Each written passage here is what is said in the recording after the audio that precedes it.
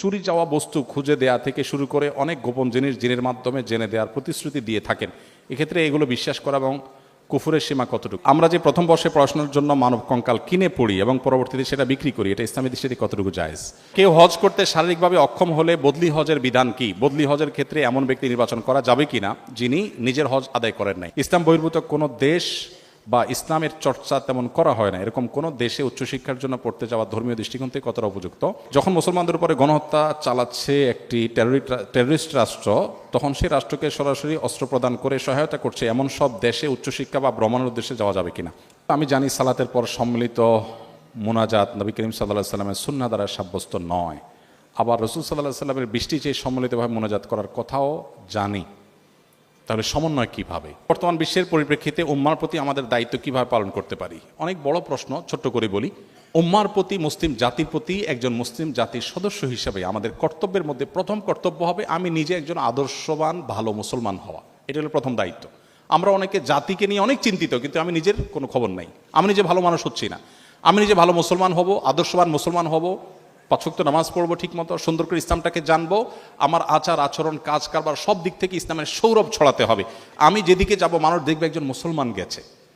আমি যখন চিকিৎসা দেব তখন মানুষ বলবে একজন মুসলমান ডাক্তার চিকিৎসা দিয়েছে। আমি যখন ইঞ্জিনিয়ারিং করবো মানুষ দেখবে একজন মুসলমান ইঞ্জিনিয়ার কাজ করেছে। আমার প্রত্যেকটা কাজ থেকে ইসলামের সৌরভ ছড়াবে, সৌন্দর্য ছড়াবে, পরোপকার, মানুষের কল্যাণকামিতা, সুন্দর আচরণ, ম্যানার্স, ইসলাম যেগুলো আমাদেরকে শিখিয়েছে সেগুলো আমাদের মধ্যে আনা।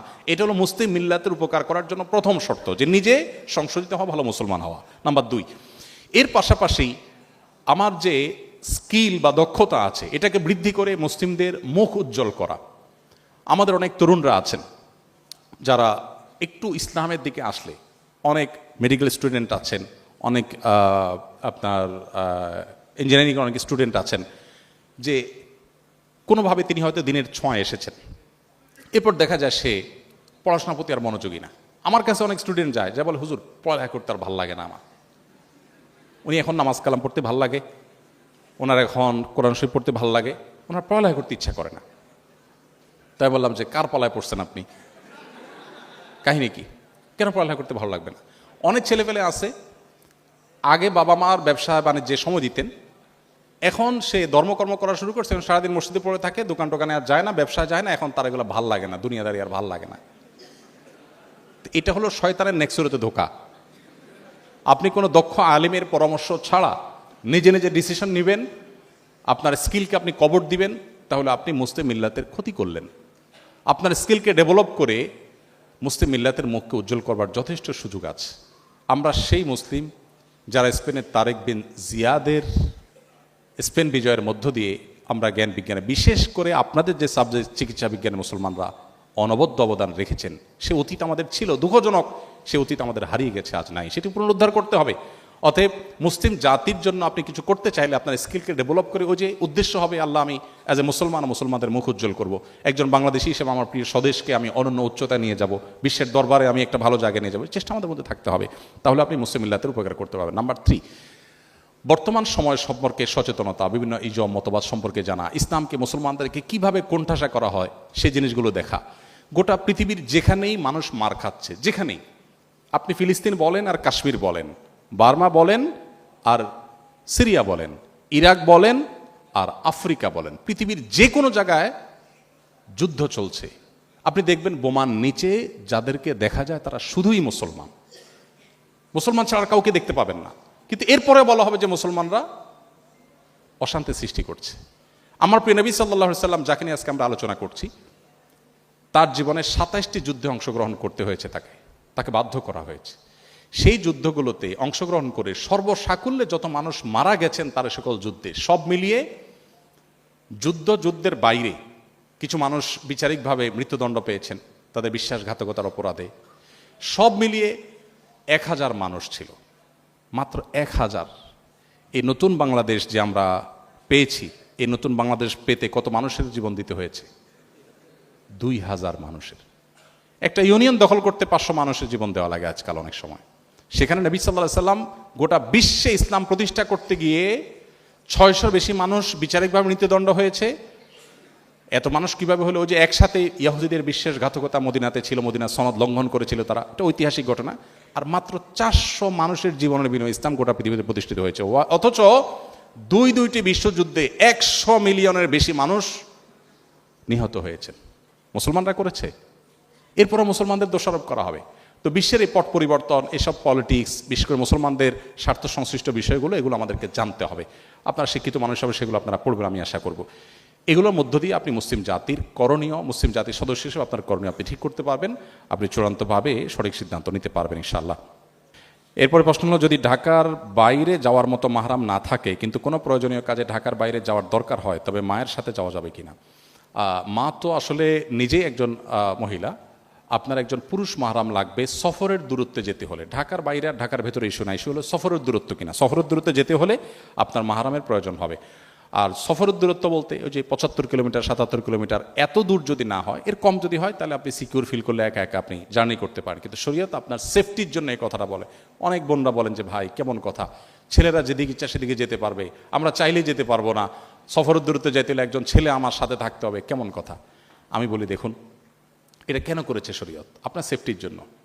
আপনি গত সপ্তাহে ইউরোপের কোথায় যেন সুইজারল্যান্ডের একটা জায়গায় কি যেন একটা লেক আছে খুব নাম করা, রেইনফল, সেই লেকের ওখানে গেছিলাম। তো আমাদের বাংলাদেশি এক ফ্যামিলির সাথে দেখা হলো হঠাৎ করে। আমরা কথা বলে তাদের সাথে আলাপ সালাপ করে আমরা নিচে নামলাম। লেক দেখে আমরা উপরে উঠতে উঠতে দেখি যে ভদ্রমহিলা হঠাৎ করে অসুস্থ হয়ে একদম পড়ে গেলেন এবং নাক দিয়ে রক্ত বের হচ্ছে। তার সাথে তার স্বামী ছিলেন, স্বামীর কোলায় মাথায়। আমরা ডাক্তার ডেকে আনলাম, অ্যাম্বুলেন্স ডেকে আনলাম, তিনি তাকে সেবা দিলেন। আমি তখন চিন্তা করলাম, এই ভদ্রমহিলা যদি একাকী থাকতেন, তার সাথে তার হাজবেন্ড না থাকতেন বা একজন পুরুষ মানুষ না থাকতেন, তো আজকে তার জন্য বিষয়টা কত জটিল হতো। একজন নারী তার সেফটির জন্য, তার নিরাপত্তার জন্য মাহরাম সাথে থাকার কথা শরীয়ত বলেছে। এখন যদি বলেন যে না, শরীয়ত তো আমাকে কোণঠাসা করে রেখেছে, তাহলে এটা ভুল ধারণা হবে। বোন আমার, আমাদের যারা যখন প্রেসিডেন্ট হিসেবে, মহামান্য প্রেসিডেন্ট হিসেবে দায়িত্ব পালন করেন, আমাদের প্রেসিডেন্টে থাকা অবস্থায়, প্রেসিডেন্টের দায়িত্ব পালন করা অবস্থায় কোনো প্রেসিডেন্ট যদি বলেন যে কতদিন হইল একটু কারণ বাজারে যায় মন মতো বাজার করি না, তার সাথে তার সেফটিতে দায়িত্বে থাকা মানুষদেরকে যদি বলা যে সব সরে যাও, আমাকে একটু একটা দিয়ে একটু মন মতো একটু ঢাকার লোকাল বাসে উঠতে দাও, কি বলেন? তাকে কি দেওয়া হবে? কোনোদিন দেওয়া হবে না। বলে স্যার আপনার এই কথা মানা যাবে না স্যার, রাষ্ট্রের প্রয়োজনে আপনাকে নিরাপত্তা দিতে হবে। এখন উনি যদি মনে করেন যে এটা কেমন অবিচার, কই তাদের তো যাইতে কারোর সমস্যা হয় না, আমাকে কেন বাধা দিবা? এটা কোনো যৌক্তিক প্রশ্ন হতে পারে না। ঠিক একইভাবে আমাদের বোনদের এই মাহরামের বিষয়টা আমাদেরকে বুঝতে হবে। এরপরে প্রশ্ন হলো, আমি জানি সালাতের পর সম্মিলিত মোনাজাত নবী করিম সাল্লাল্লাহু আলাইহি সাল্লামের সুন্নাহ দ্বারা সাব্যস্ত নয়, আবার রাসূল সাল্লাল্লাহু আলাইহি সাল্লামের বৃষ্টি চেয়ে সম্মিলিতভাবে মোনাজাত করার কথাও জানি, তাহলে সমন্বয় কিভাবে? খুব দরকারি প্রশ্ন। আমি একবার ঢাকায় বৃষ্টি হচ্ছিল না গেল বছর, তার আগের বছর, তখন আমাদের ফাউন্ডেশন অফিসের পাশে আফতাবনগরে আমরা বৃষ্টি প্রার্থনার নামাজ পড়েছি। তখন অনেকেই প্রশ্ন তুলেছেন, এই হুজুর বলে নামাজের পরে সম্মিলিত মোনাজাত সুন্নাহ দ্বারা সাব্যস্ত না, আবার একই হুজুর বৃষ্টি প্রার্থনার পরে হাত তুলে সবাই নিয়ে মোনাজাত করলো, কেমনে কি একই মতো দুই কথা কেমনে হলো? তো ব্যাপারটা কেমন হয়ে গেল? আপনারা যেহেতু ডাক্তার মানুষ, আপনাদেরটা দিয়ে উদাহরণ দেই। আপনি রোগীকে বলে দিলেন, ভাই আপনি রাতে কিন্তু কিছু খাবেন না, রাতে কিছু খাবেন না। ও রুগী দুপুরে খেয়ে আসছে, আপনি যে বলেন যে আপনার না রাতে খাইতে নিষেধ করছে, আপনি দুপুরে কেন খাইলেন? এই প্রশ্নটা কি খুব যৌক্তিক প্রশ্ন হবে? আপনি নিষেধ করেছেন রাত্রে খেতে, আমি খেয়েছি দুপুরে, আপনি যদি আমাকে বলেন যে আপনাকে না খেতে নিষেধ করেছি, আপনি কেন খেলেন? এই প্রশ্নটা যেরকম অযৌক্তিক হবে। নবী সাল্লাল্লাহু আলাইহি সাল্লাম 5 ওয়াক্ত নামাজের পর বিভিন্ন মাসনুন দোয়া জিকির পড়তেন, সেটা আমরা সুন্নাহ মনে করি। কেউ আল্লাহর কাছে কিছু চাইলে নামাজের পরে তিনি চাইতে পারেন, সেটারও সুযোগ আছে, নামাজের পরে দোয়া কবুল হয়, সেটা নিষেধ না। কিন্তু এটাকে যদি পার্ট অফ সালাহ বানিয়ে নেওয়া হয়, যে সবাই মিলে আমরা একসাথে মোনাজাত করব, মোনাজাত না করলে হুজুরের চাকরি থাকবে না, এই ট্র্যাডিশনাল দোয়া যদি আমরা বানিয়ে নেই, এটাকে নামাজের অংশ যদি বানিয়ে নেই, তাহলে সেটা বিদআত হবে, সেটা সুন্নাহ দ্বারা সাব্যস্ত হবে না। এটা নামাজের কথা। কিন্তু বৃষ্টি প্রার্থনার ক্ষেত্রে নবী সাল্লাল্লাহু আলাইহি সাল্লাম সবাইকে নিয়ে সম্মিলিত দোয়া করেছেন, বিধায় এ জায়গায় করেন নাই, ওই জায়গায় কেন করেছেন? এই প্রশ্নটা একেবারেই অমূলক একটি প্রশ্ন, এবং দুইটাকে একসাথ করে ফেলাটা একেবারে অযৌক্তিক। দুই জিনিস এবং দুই জায়গা। নবী সাল্লাল্লাহু আলাইহি সাল্লাম যেখানে যেটা করতে বলেছেন সেখানে সেটা করা, যেখানে তিনি করেছেন সেখানে আমি করব, যেখানে তার দ্বারা করাটা সাব্যস্ত হয়নি। 10 বছরে নবী সাল্লাল্লাহু আলাইহি সাল্লাম মদিনায় 5 ওয়াক্ত নামাজের যে ইমামতি করেছেন, সেটা হিসাব করলে সম্ভবত 18,000 ওয়াক্ত হয়। আমি যদি ভুল না বলে থাকি। এই 18,000 ওয়াক্ত তিনি ইমামতি করেছেন। তারপরে 30 বছর ধরে 4 খলিফা ইমামতি করেছেন। এই যে 30 বছর করেছেন তার 3-18 যুক্ত করেন, তাহলে কয় যুগ হলো? এত যুগে নামাজের পর সাহাবীদেরকে সাথে নিয়ে তিনি যদি আমাদের মতো এরকম ট্র্যাডিশনাল মোনাজাতে অভ্যস্ত থাকতেন, কি পরিমাণ হাদিসে সেটার বর্ণনা আসতো সেটা বলার অপেক্ষা রাখেন। অথচ আপনি সালাত সংক্রান্ত ইসলাম ফাউন্ডেশন থেকে অনুবাদ হওয়া বইগুলো নেন, হাদিসের গ্রন্থগুলো খোলেন, কোথাও এটা দেখতে পাবেন না। নামাজের পর কেউ যদি আল্লাহর কাছে দোয়া করে নিষিদ্ধ নয়, কে এটাকে নামাজের অংশ মনে না করলে সেটাও নিষিদ্ধ নয়। আমরা এটা আবার ভুল না বুঝে নামাজের পর দোয়া করা যাবে না, দোয়া তো অবশ্যই করা যাবে, কিন্তু এটাকে আমরা যে ট্র্যাডিশন বানিয়ে নিয়েছি এটা আসলে হাদিস এভাবে করতে বলা হয়নি। কিন্তু বৃষ্টি প্রার্থনার ক্ষেত্রে বলা হয়েছে, অতএব ওখানে বলা হলে এখানে কেন বলা হবে না, এই প্রশ্ন একেবারে অযৌক্তিক। দুই জায়গায়। 22-23 বছরের একটা মেয়ে কোনো ছেলেকে পছন্দ করে বাড়ি জানানোর পর বাড়ি থেকে বলে চাকরি পেলে ওই ছেলের সাথে বিয়ে দিব। ছেলে মেয়ে এক বয়সের এবং ছেলের পড়াশোনা শেষ করে চাকরি পেতে অনেকটা সময়ই লাগবে। মেয়ে অনেকবার বাড়িতে বোঝানোর চেষ্টা করার পরও বিয়ের জন্য রাজি হয় না, বরং মেয়ের মা রাগ করে বলে নিজে নিজে বিয়ে করে নিতে। এমন পরিস্থিতিতে যদি মেয়েটা কাউকে না জানিয়ে বিয়ে করে তাহলে এটা জায়েজ হবে কি না? খুব কমন পড়ে গেছে নাকি? এত খুশি হওয়ার কারণ কি? বেশি কমন হয়ে গেছে? আচ্ছা, এ ধরনের প্রশ্ন প্রায় আসে। 10টা আসলে একটার উত্তর দেওয়ার চেষ্টা করি, তারপরে এটা গুরুত্বপূর্ণ বলতে হবে, খুব অল্প করে বলি। দেখুন, আল্লাহ সুবহানাহু ওয়া তাআলা বিবাহের দায়িত্ব দিয়েছেন অভিভাবকদের উপরে। আল্লাহ কোরআনে বলেছেন ওয়া আনকিহুল আয়াম মিনকুম ওয়াস-সালিহিনা মিন ইবাদিকুম ওয়া ইমাইকুম। অভিভাবকদেরকে আল্লাহ অর্ডার করেছেন তোমরা তোমাদের অধীনস্থদেরকে বিবাহ দাও। নবী সাল্লাল্লাহু আলাইহি সাল্লাম বলেছেন তোমাদের সন্তানরা যখন বিয়ের উপযুক্ত হবে, প্রাপ্তবয়স্ক হবে, তখন তাদেরকে বিয়ে দিতে দেরি করবে না। যদি করো, তারা যদি হারামের পথে পা বাড়ায় এবং সমাজে বিশৃঙ্খলা তৈরি হয়, অসুবিধা তৈরি হয়। সেদিন কোনো একটা ইউনিভার্সিটিতে এটা নিয়ে আলোচনা করার পর ভিসি মহোদয় আমাকে আলোচনার পর বললেন যে আপনাকে স্পেশাল থ্যাঙ্কস এই প্রশ্ন উত্তর দেওয়ার জন্য, কারণ প্রতিদিন এটার বিচার করা লাগে। তো আমি বলতে চাই যে নবী সাল্লাল্লাহু আলাইহি ওয়াসাল্লাম বলেছেন যদি সন্তানরা বিয়ের উপযুক্ত হয়, অভিভাবকদের কর্তব্য তাদেরকে বিয়ে দেওয়া। যদি না দেয় এবং সন্তানরা যদি বিপদগামিতার পথে পা বাড়ায়, সমাজে বিশৃঙ্খলা সৃষ্টি হয়, তাহলে সেক্ষেত্রে কি হবে? তাহলে সেক্ষেত্রে যে ফিতনা, ফাসাদ, অনাচার হবে, এগুলোর দায় অভিভাবকের উপরে বর্তাবে। হারাম রিলেশন যারা করছেন, এখানে প্রশ্নের মূল প্রশ্ন যাওয়ার আগে একটা কথা বলা দরকার ছিল, সরি আমি ওখানে একটু ব্যাক করছি। সেটা হলো বিবাহের আগে ছেলে মেয়েদের মধ্যে পরস্পরকে তথাকথিত ভালোবাসা নিবেদন করার নামে, প্রেম নিবেদনের নামে বছরকে বছর যে হারাম রিলেশন থাকে, এটা ইসলাম কেন হারাম করেছে? দেখুন, ডক্টর খন্দকার আব্দুল্লাহ জাহির রহমাতুল্লাহর চমৎকার একটা অ্যানালাইসিস আছে এই ব্যাপারে। স্যার বলেন যে দেখেন, একটা সাইক্লোনে, একটা ঘূর্ণিঝড়ে একটা দেশের বেশিরভাগ মানুষ মারা যেতে পারে, ওইটা আবার রিকভার করা সম্ভব। কিন্তু কোনো জাতির মধ্যে যদি একবার এই টেন্ডেন্সি আছে যে আমরা সন্তান গ্রহণ করব না, বৈবাহিক জীবন যাপন করব না, সাংসারিক জীবন যাপন করব না, এই প্রবণতা যদি কোনো জাতির মধ্যে একবার আসে, তখন মানব সভ্যতার অস্তিত্বই হুমকির মধ্যে পড়বে। কিভাবে? আজকের উন্নত পৃথিবীর যে কোনো দেশ আপনি তাকান, পশ্চিমের যে কোনো দেশের দিকে তাকান, এমনকি পূবেও তাকান, কয়দিন আগে দেখবেন কানাডা আমাদের দেশ থেকে গণহারে ভিসা দিয়ে লোক নিছে। আমি একটু অবাক হয়ে গেছি শুনে যে ব্যাপার কি, এত বেশি লোক নিচ্ছে কেন? পরে শুনলাম যে তাদের দেশের লোকের টান পড়ছে, আমার দেশ থেকে লোক নিয়ে যাচ্ছে। আপনারা স্টুডেন্ট ভিসায় যখনই দাঁড়ান কোনো এম্বাসিতে, একটু মোটামুটি যোগ্য ছাত্র হলে আর দেরি করে না, সাথে সাথে তারা নিয়ে যাচ্ছে। ব্যাপার কি? আমি ভিজিট ভিসার জন্য গেলে আমাকে তো ভিসা এরকম দেয় না, আপনাকে তো বেশি দিচ্ছে কেন? তাদের দেশে আসলে পর্যাপ্ত লোক নেই। এখন প্রত্যেকটা উন্নত দেশে, আপনারা সবাই জানেন আমার চাইতে বেশি, প্রত্যেকটা উন্নত দেশে সন্তান হলে সরকার তার জন্য বাবা মাকে ভাতা দেয়, 2টা হলে আরো বেশি দেয়, 3টা হলে আরো বেশি দেয়। মানে সন্তান যেন হোক, সন্তান সরকার চায়। কিন্তু বাস্তবতা হলো তাদের দেশে এমনভাবে জেনারেশন গ্যাপ তৈরি হচ্ছে যে দেশ চালাবার মতো পর্যাপ্ত মানুষের নেই। ওই যে বিবাহকে তারা ডিনাই করেছে, বিবাহ বহির্ভূত সম্পর্ককে অ্যাপ্রিসিয়েট করেছে, তার পরিণতি তারা ভোগ করছে, আরও হয়তো চরম পরিণতি অপেক্ষা করছে। তো এই জন্য বিবাহ বহির্ভূত সম্পর্ক হালাল নয়, এখান থেকে বেরিয়ে আসতে হবে। অভিভাবকরা যদি বিবাহ না দেন তারা গুনাহগার হবেন। এখন আপনার অভিভাবকদেরকে আপনি বোঝাতে পারছেন না, কি করবেন? আমি বলবো যদি পারেন অভিভাবকদেরকে আমার অফিসে নিয়ে আসবেন। যদি আপনি আনতে পারেন আমি ইনশাআল্লাহ চাচা চাচিকে বোঝানোর চেষ্টা করব ইনশাআল্লাহ। আমি পল্টন একটা হোটেলে গিয়েছি একটা প্রোগ্রামে, তো এক যুবক তার বাবাকে হাত ধরে নিয়ে আসছে আমার কাছে, এসে বলছে হুজুর এই আমার বাপ অনেক বলছে বিয়ে দেয় না, একটু বলেন। আমি একটু লজ্জায় পড়ে গেলাম যে কত বেহায়া ছেলে, এভাবে মুখের উপরে বলে নাকি মানুষ? তো বাবা মাদেরকে যদি আপনারা বুঝাইতে না পারেন, তো সেক্ষেত্রে অনেক বুদ্ধি আছে। সেদিন এক যুবক একটা দারুণ আইডিয়া দিল, বললো যে ভাই, আর্লি ম্যারেজের যে উপকারিতা, এটা নিয়ে আপনার একটা বক্তব্য ছিল, আব্বা আম্মাকে তো আসলে ডাইরেক্ট বলাও যায় না, তো ওই বক্তব্যটা ইউটিউবে চালাই দিয়ে আমি টয়লেটে চলে গেছি। তাতে পারপাস সার্ভ অনেকটাই হয়ে গেছে, বাবা মা অনেক কনভিন্স হয়ে গেছে যে হ্যাঁ ঠিক।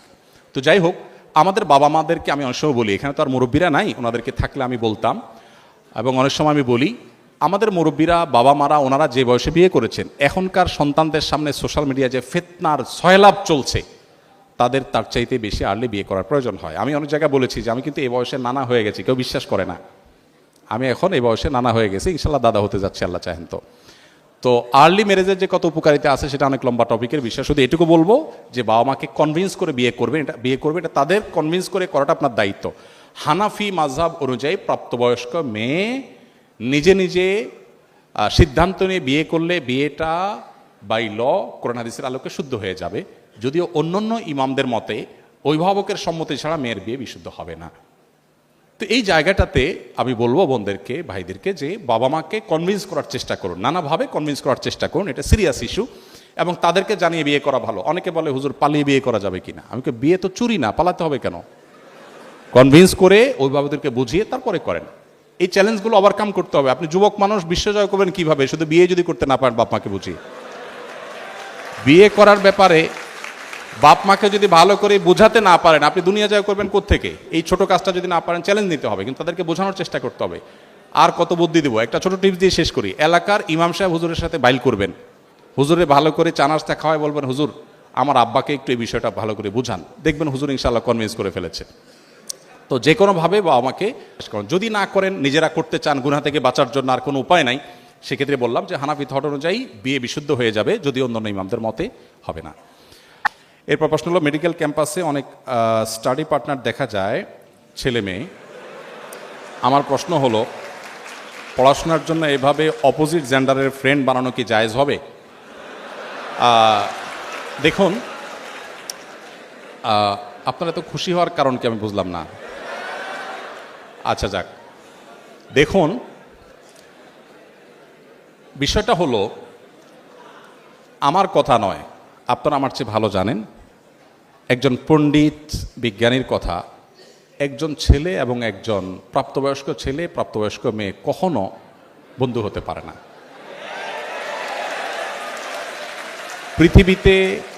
পৃথিবীতে মানুষের তৈরি 10টা শ্রেষ্ঠ মিথ্যার মধ্যে একটা মিথ্যা হলো এটা।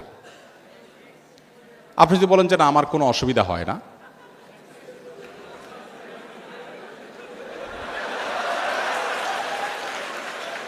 যদি আপনি মনে করেন যে না আমার কোনো সমস্যা হয় না, আমার মনে তো খারাপ চিন্তা আসে না, বাজে চিন্তা আসে না, তাহলে আপনি মেডিকেল স্টুডেন্ট হওয়া সত্ত্বেও আপনার ডাক্তারের কাছে যাওয়া উচিত, অথবা আপনি আপনার কথায় অসত্যবাদী, দুইটার একটা। দেখুন, আমি বলছি না যে কোনো হোয়াটসঅ্যাপ গ্রুপে, কোনো মেসেঞ্জার গ্রুপে বা কোনোভাবে শরিয়ার পর্দা মেনটেন করে একে অন্যের সাথে পড়াশোনা বিষয়গুলো শেয়ার করা যাবে না, তা বলছি না। আপনি সেফটি নিশ্চিত করে যদি এটা করেন, আপনি অবশ্যই করতে পারেন, কিন্তু সেফটি নিশ্চিত করতে হবে। শরিয়া কেন পর্দার কথা বলেছে? দেখুন, গোটা পৃথিবীতে একটা প্রচেষ্টা দেখবেন যে আমাদের মুসলমানদেরকে মেয়েদের মুখোমুখি দাঁড় করানো হয়, যেন মেয়েদের বিরুদ্ধে ইসলাম সব কিছু করেছে। আমরা গত পরশুদিন সম্ভবত বুয়েটে আলোচনা করেছিলাম যে আমাদের প্রিয় নবী সাল্লাল্লাহু আলাইহি ওয়াসাল্লাম নারীদের জন্য কি করেছেন। খুব বেশি সময় পাই না, যতটুকু পাইছি আমি চেষ্টা করেছি বলার। আপনি যদি এটা নিয়ে পড়াশোনা করেন, আপনি অবাক হবেন। আজকের নারীবাদের স্লোগান ধরা মানুষগুলোর জন্মের ১৫০০ বছর আগে প্রিয় নবী সাল্লাল্লাহু আলাইহি ওয়াসাল্লাম নারীদেরকে পাতাল থেকে তুলে আকাশে রেখে গেছেন। অনেক আলাপ, সেদিকে আমি যাব না। আমি শুধু এটুকু বলবো যে আল্লাহ রাব্বুল আলামিন যে বিধানগুলো দিয়েছেন আমাদের কল্যাণার্থে দিয়েছেন, আমাদের ক্ষতির জন্য দেননি। আমরা মানুষ তার বিরুদ্ধে নিজেদের বুদ্ধি থেকে অনেক কিছু এক্সপেরিমেন্ট করতে গিয়ে একটা সময় আমরা সারেন্ডার করতে বাধ্য হই। আপনি পশ্চিমে দেখেন, পশ্চিমা পৃথিবীতে দেখেন, নারীদেরকে ইসলামের মুখোমুখি করার চেষ্টা করা হওয়া সত্ত্বেও সেখানে ইসলাম গ্রহণকারী মানুষদের মধ্যে পুরুষদের চাইতে নারীদের সংখ্যা সবচাইতে বেশি। আজকেও দেখলাম অনেকগুলো কম্পিটিশন আমার বোনরা এগিয়ে আছেন। আমরা আসুন্নাহ ফাউন্ডেশন থেকে যে কটা কম্পিটিশনতে বেশিরভাগ ক্ষেত্রে দেখি ছেলেদের চাইতে মেয়েরা এগিয়ে আছে। তার মানে ছেলেরা ফাঁকি ঝুঁকি বেশি করে, মেয়েরা তুলনামূলক একটু বেশি সিরিয়াস। তো বোনদের সাথে ভাইদের অর্থাৎ ছেলে মেয়েদের পরস্পর যদি পড়াশোনার বিষয়গুলো শেয়ার করতে গিয়ে ফিতনামুক্ত পরিবেশে করা যায়, যেখানে আসলে কোনো প্রকার ফিতনার আশঙ্কা থাকবে না, হতে পারে সেখানে অনেকে আছেন, একান্তে একজন নাই, শুধুমাত্র একজন এবং একজন যদি হয়, অর্থাৎ একজন ছেলে একজন মেয়ে, তখন অন্টন আলাপ করতে করতে সেখানে নানাবিধ ফিতনার দিকে চলে যায়, নানাবিধ শয়তান মনের ভিতরে ওয়াসওয়াসা নিয়ে আসে। দিন শেষে আমরা মানুষ, গোটা পৃথিবীতে আপনি দেখেন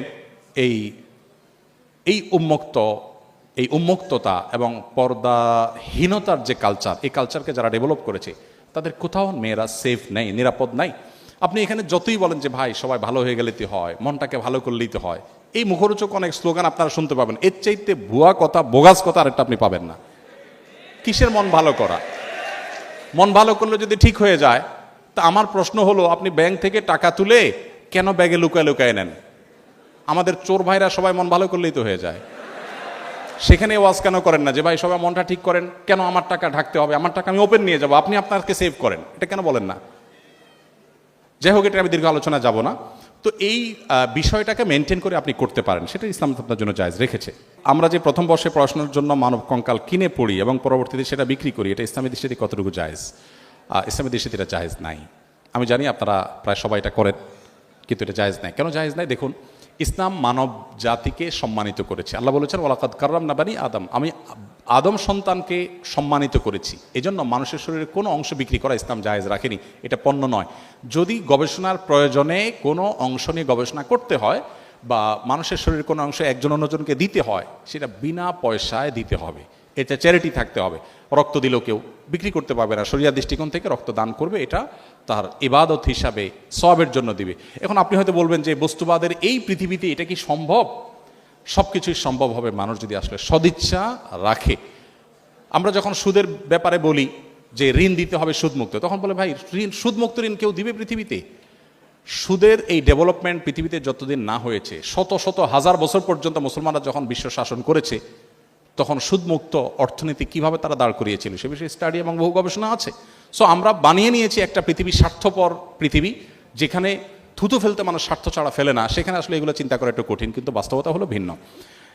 এটা অবশ্যই আমাদেরকে দেখতে হবে।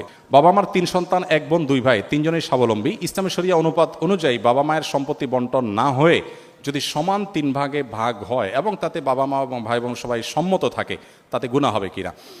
প্রথম কথা হলো, সম্পদের ভাগ তো হবে বাবা মার মৃত্যুর পর, এটাই হলো কোরআন হাদিসের নির্দেশনা। জীবিত অবস্থায় যদি ভাগ হয়, সেটা সম্পত্তির বন্টনের শরিয়ার যে নির্দেশনা, সেটা আওতায় পড়বে, এটা গিফট হবে, বাবা মা জীবদ্দশাতে একটা উপহার হবে, সন্তানদেরকে দিলেন।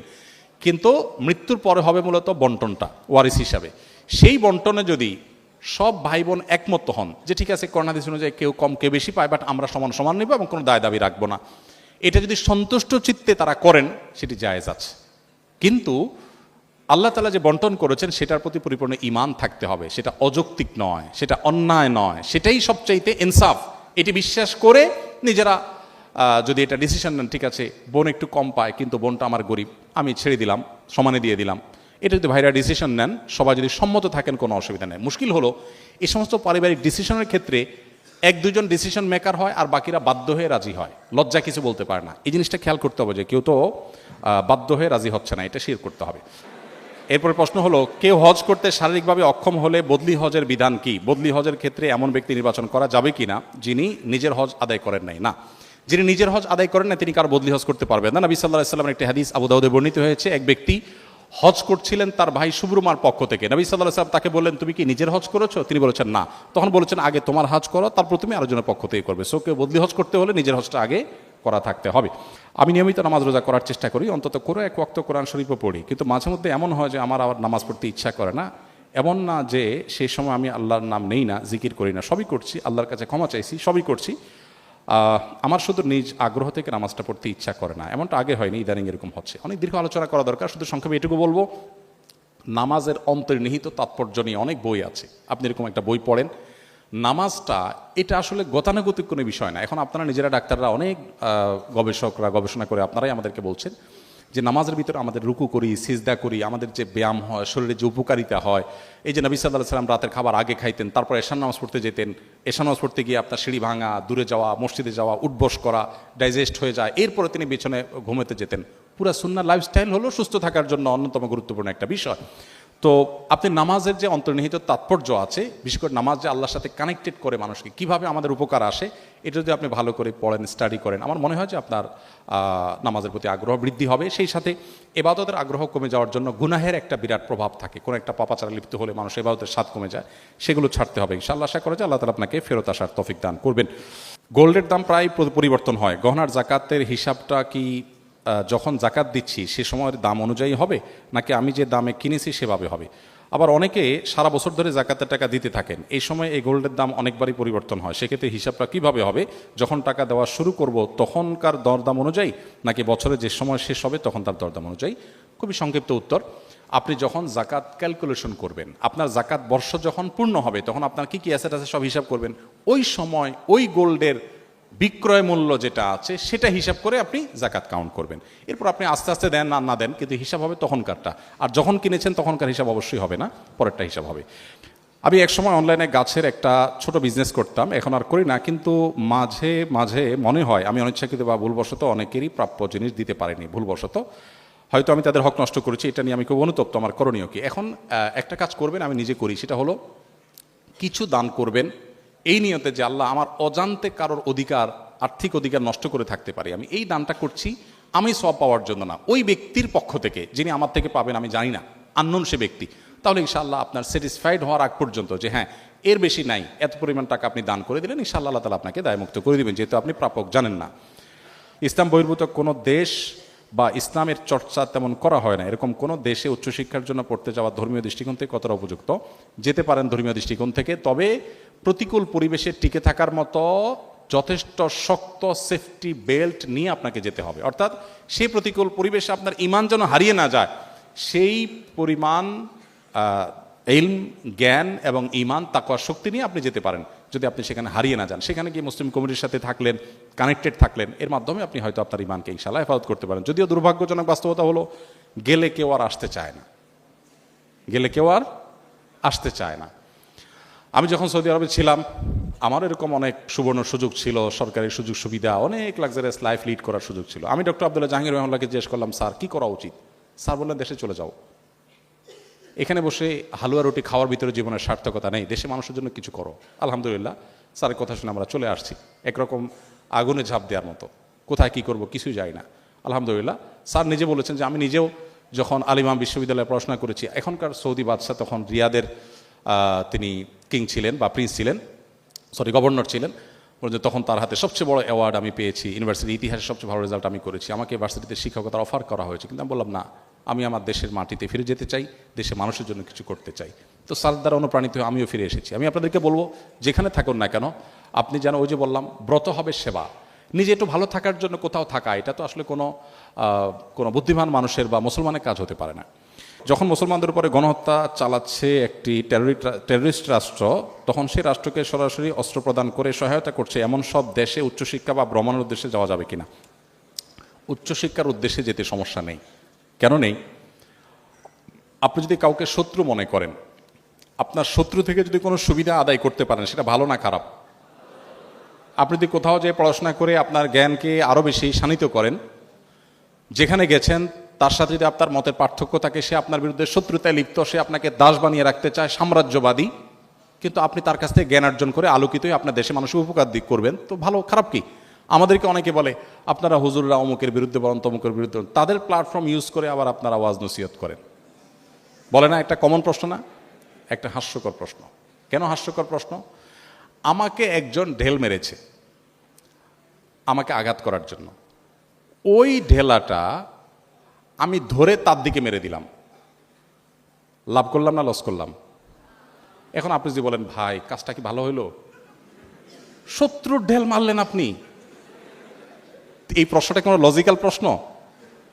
আমি যদি ইয়াহুদি তৈরি করা সোশ্যাল মিডিয়া ব্যবহার করে আমার আদর্শ প্রতিষ্ঠা করতে পারি, তো আমি তো তার ঢেল দিয়ে আমি তাকে মারছি, সমস্যাটা কোথায়?